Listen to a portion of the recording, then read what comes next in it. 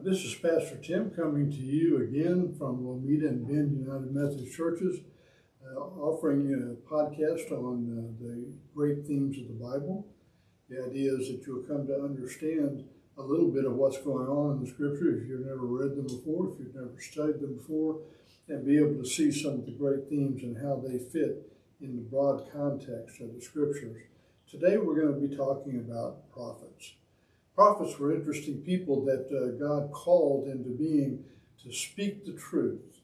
Oftentimes they were farmers or herdsmen, people that didn't have any special talent or calling, any position of authority, but God called them, maybe mostly of all, because they didn't have any authority, that they were speaking with God's authority, and God would speak to them in such a way as they knew the truth to tell the people.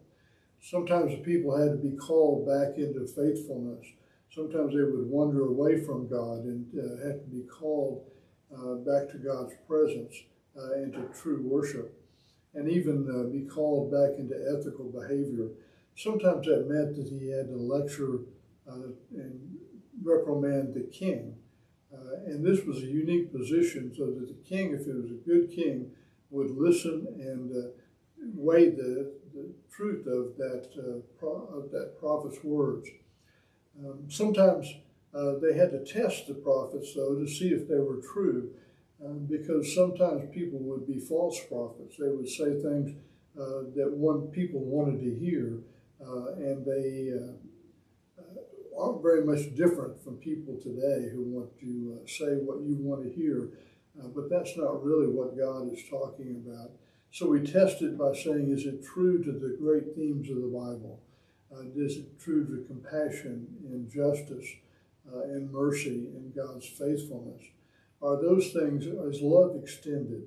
Are those things in the Scriptures, or in the prophets that would make that a true prophecy?